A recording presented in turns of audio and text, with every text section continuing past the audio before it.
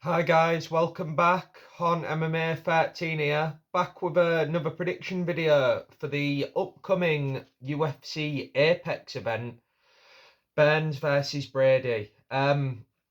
Starting with the first fight of the night, it's a rescheduled fight from the last fight night event, Nathan Fletcher versus Rameska. I already did that fight in a previous prediction video for the last UFC fight night, but there are a few changes to this one.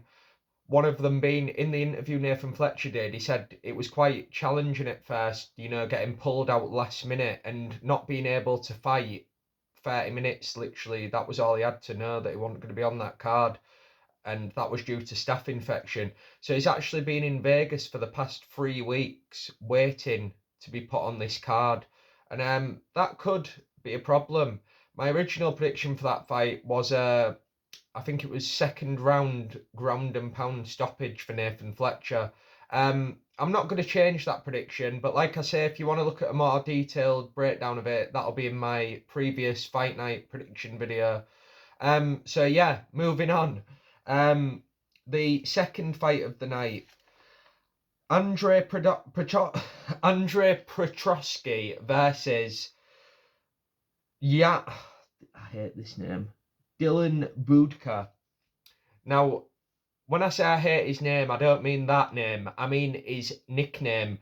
He's called Mindless Hulk. Now, to be honest with you, that might be one of the most stellar nicknames, and it couldn't be to a more fitting fighter because he actually does fight with no brain whatsoever. Um, he doesn't have any kind of hands. He doesn't have any striking or threat from anywhere standing. He's just one of them fighters who'll look to get you to the ground. Um, he's not beating anyone of note.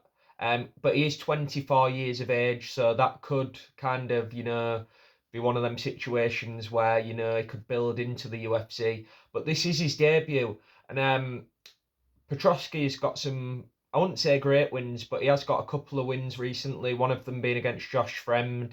Um, he's got decent all round skills. He's not anything that's going to, threaten the top of the division, but he is UFC caliber, and I'm not sure that Budka is UFC caliber from what I've seen. I watched a few of his fights, his LFA fights, and like I said, it was kind of like watching Michael Chiesa fight, but not with that high level of like jiu-jitsu of the level of Michael Chiesa. I mean, he has got good jiu-jitsu, but usually just a rear naked choke, on low level competition.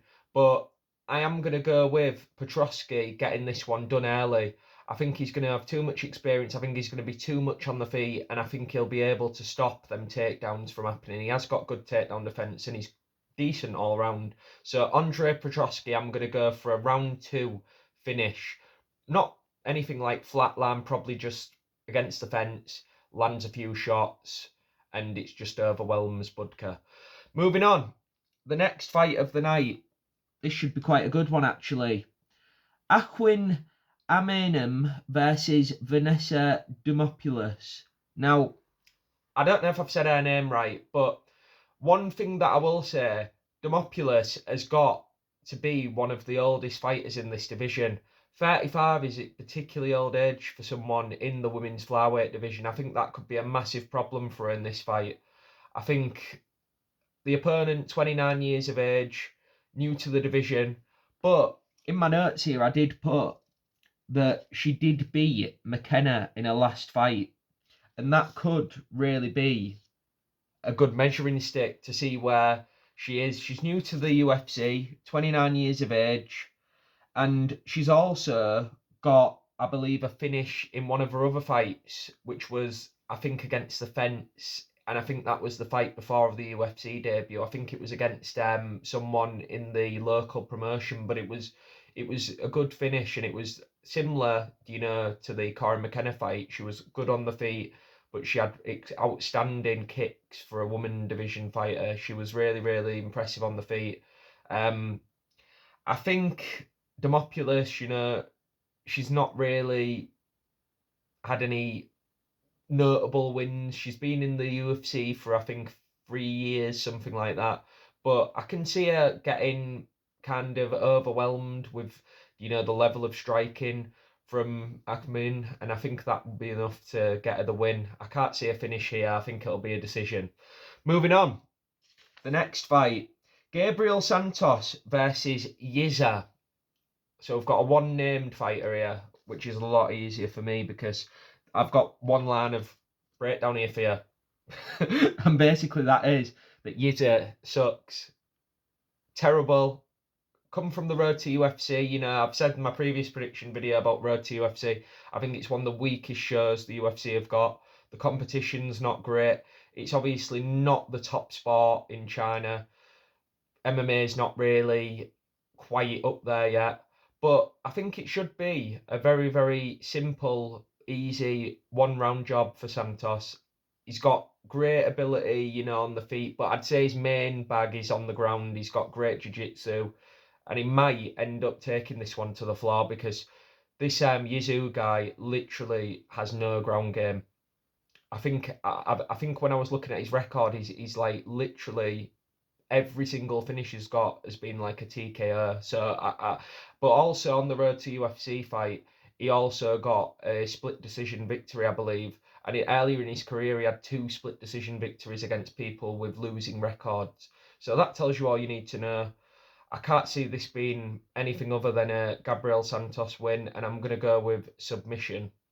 Moving on, next fight on the card, another De Santos. This time we've got Felipe De Santos versus Andre Lima, not Douglas. One of my main takeaways looking at each guy's record, Lima has a robbery victory over Mitch Raposa.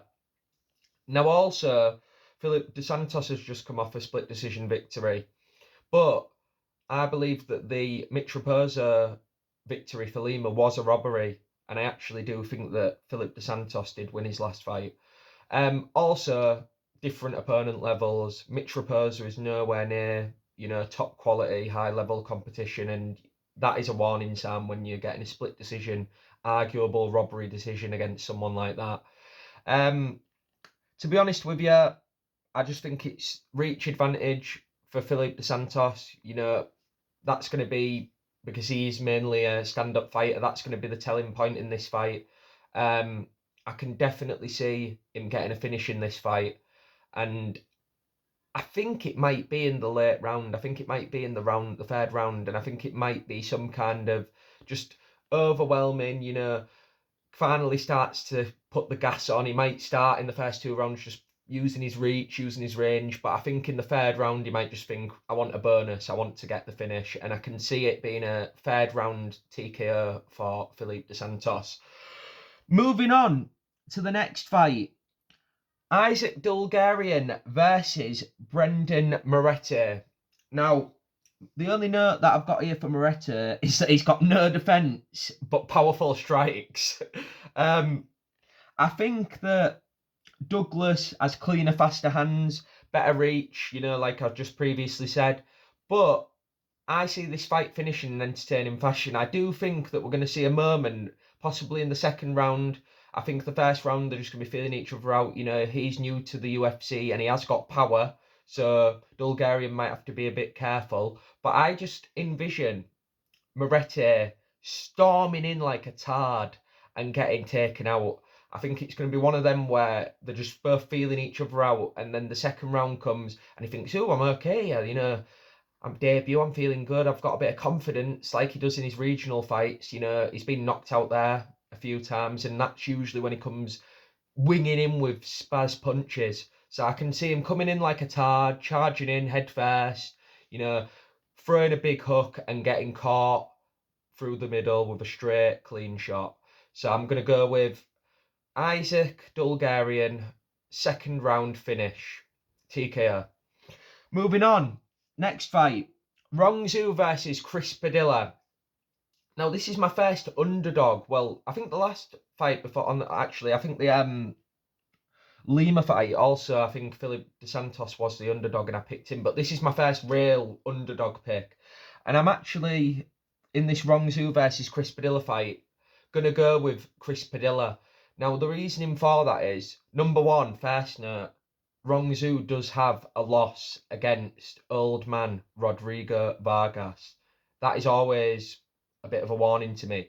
But also, I'm going to go back to it, what I said previously in one of the other fights. Road to UFC. I don't trust the guys who come through that show. And he's also only 24 years old, is Rongzhu.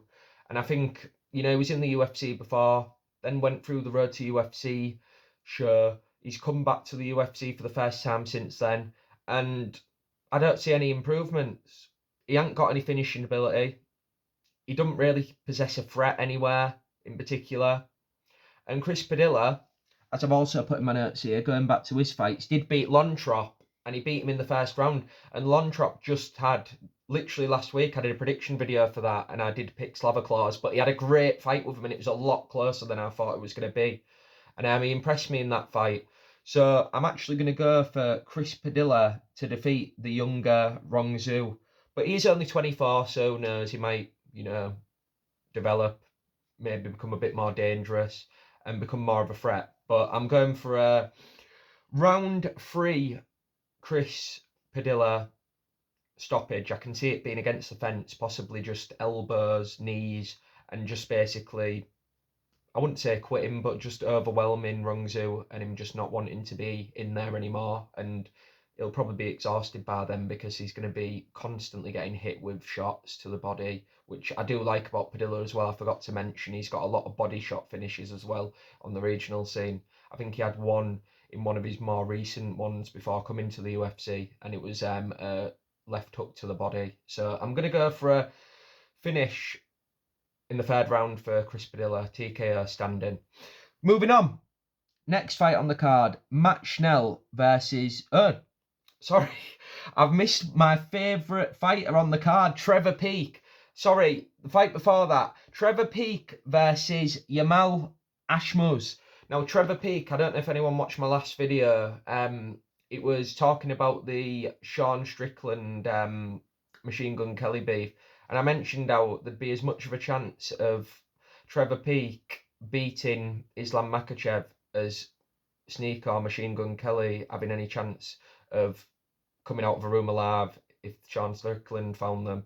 And Trevor Peek's one of my favourites. It's one of my favourite fighters to watch. Entertaining, fights like an absolute retard, but it's fun to watch. He swings punches.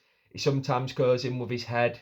A bit like the previous fight I was talking about. One of them guys who comes in and don't care. He just believes in his chin and just wants to have fight of the night every single time. And usually I would pick any Trevor Peek fight to be fight of the night. But I think Yamal Ashmuz, he's just not very good. He's not beating anyone good. And he also, as I've got in my notes here, should have lost a fight to, I believe it was his last fight. Sorry, Duncan. He lost to Duncan. And that is not good. It's one of probably the worst fringe ranked contenders that you can be beaten by. Because, when he fought in his recent fight, I think that was last year late, Duncan, he fought against a new Mexican fighter. I can't remember his name. They all seem the same to me. But he got beat in the first round in that fight and he had no stand-up. So I think Chris Duncan, is not someone that you want to be losing to in any point in your career, let alone early, when you're trying to build some momentum. So I've got to say, I think Trevor Peek's going to get this one done. Could be a fight of the night, but I just can't see it going long enough to get there. I think Trevor Peek's going to retard style, come in swinging and take him out early. So I'm going with Trevor Peek, round 1 KO. And hopefully a performance bonus for me, my boy Peeks. I love that guy. I think he's one of the most entertaining fighters in the UFC. Moving on, finally to the fight I was talking about. Matt Schnell versus Cody Durden. Now, Matt Schnell has the worst chin in the flyweight division. No doubt. Everyone's had a go on it. Everyone's had a ride. Everyone's knocked him out. Cody Durden also, however, does have no power. So it's kind of a bit of a clash there. will the power, will the lack of chin, no power, will it counteract each other? But I think this is going to be a very, very boring fight. Neither of them can cause damage to each other. Neither of them, they're both put on a good pace. I think that's the greatest thing I can say about these guys. They're both put on a really good pace. Darden, he's had some decent wins. He beat Jake Hadley last year. He's had close fights as well. What could have gone his way. He's been unlucky with a few decisions. But I am going to go with him in this one. I think he's going to get this one done. Any other fighter, and I would have said by finish, probably hilarious highlight reel KO, Johnny Walker style KO, because, like I said, Matt Schnell, one of the worst chins in all of MMA. I've also got a note here that Max Schnell is nicknamed Danger, which I think is really ironic because every time his chin gets touched, he's in danger. So, yeah, great comedy, great guy. He's always fun to watch. Moving on to the next fight. Carl Nelson versus Steve Garcia. Good old Steve Garcia. I like to call him the Mexican bean, the string bean, the bean pearl. He's great. He's built like, I don't even know. He's big for the division height wise, but he's built like a child. But one of the things I don't think enough people are pointing out in this fight, because I've seen a lot of people are picking Garcia, which I can understand why. He's a good fighter, and he's got the advantage over most opponents as far as reach. But this is one of the few fighters in Carl Nelson who actually matches him for size. And also, not only that, he's a lot physically stronger, a lot more physically strong than Steve Garcia, as I called him, the old Mexican string bean. So I can see this being one of those fights where it's at first maybe Steve Garcia, is landing some shots. Carl Nelson, the only man in Canada with testosterone, is probably going to be coming in like a big lumberjack, just trying to throw his weight around, throw them big hooks, Emmett style. And then I think it's going to get to a point where he basically thinks, fuck this, I'm going to take him down. And I think he'll take Garcia down because he does like to use wrestling in certain fights.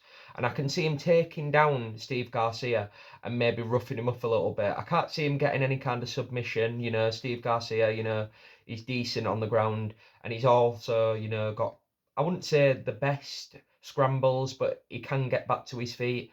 And there could be a point in this fight where they're in the clinch and maybe Garcia can land a few knees to the body, and I can see that possibly having an effect, maybe slowing the pace down of Carl Nelson, who likes to set, a rigorous pace. But I am going to go with the underdog here, my second underdog pick, Carl Nelson, and I think it's going to be a decision. And one of the few decisions I'm picking on this card, to be honest. I do think even though he's got power, I think Garcia is very good on the feet, and I think he'll be able to survive. But I do think he's going to get roughed up. He's going to get put to the floor, and he's going to feel the strength of Carl Nelson in this fight. Moving on to the co-main event, Jessica Andrade versus Natalia Silva.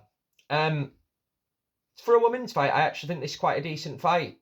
Andrade, the Mackenzie Dern performance was one of my favourite women's fights to watch of recent time. She beat the shit out of her. I thought that was hilarious watching Mackenzie Dern get boinged all over the cage, get absolutely smashed around. And it also really, really showed me that, even though Jessica Andrade's a women's MMA fighter, if you can throw punches like a normal person, which a lot of these women's fighters can't do, like a male fighter, you can basically expose a lot of these lower level women's fighters who just rely on takedowns to win rounds, which is a common theme in women's MMA. I've put in my notes here, Andrade is too short to be able to get on the inside and make it a dirty fight, make it a rough fight, which I think is what she would like to do ideally in this fight. And I think she's not going to be able to do that. Significant reach advantage for Natalia Silva. And if it isn't going to be that rough fight, then Andrade is not going to win. That's the only way I see her winning this fight. Natalia Silva is a lot more skilled. She's got great kicks, and she's going to use her range in this fight. I think it's going to be one of those where she just uses that, tires her out with body kicks, long hooks maybe to the body, and changing levels, possibly going for the takedown, or at least threatening it so she can go up top and maybe land a few. I feel the takedown threat's going to be a big, big advantage for Natalia Silva in this fight. And I can honestly see her getting the finish in the final, maybe in the final round. But I'm not sure if this is 5 rounds actually, with it being a co-main event. If it is a 5 rounder, I'd go for the finish.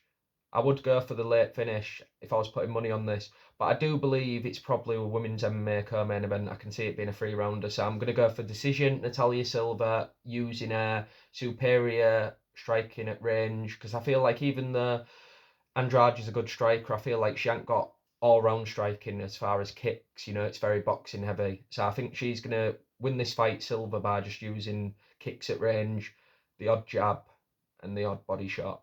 And yeah, I think that's going to be enough to give her this decision. Moving on, the main event. And this is, to be honest, for a fight night, Apex event, this is a very good main event. I'm looking forward to this one. Sean Brady versus Gilbert Burns. Now, this one really interests me because Gilbert Burns, he's just come off a really, really brutal defeat to Jack Della Maddalena. And I do think a lot of fighters wouldn't come back from a defeat like that. I think it's one of those where, it could have an effect on him where he doesn't ever look the same. But we could have said that after the Khamzat Chimaev fight. So, Burns is tough, unlike Herbert Burns, his brother, he definitely hasn't taken that gene. I think Sean Brady's going to really put on a statement in this fight. I think he's going to use, I've put here actually, fence. A lot of fence work I see happening in this fight. Gilbert Burns, I can see him maybe doing a few fence grabs, trying to cheat, because I think Sean Brady's going to be trying to take him down, because even though Gilbert Burns is probably seen as the better jiu-jitsu practitioner, I think Sean Brady is very good at wrestling. I think he's a lot better wrestler than Gilbert Burns, and I think that's going to be something he'll use. But I think he's going to stay out of trouble. I don't think he's going to do too many jiu-jitsu transitions. I don't think he's going to be putting himself in situations for Gilbert Burns to do anything off his back and catch him with any crazy submission.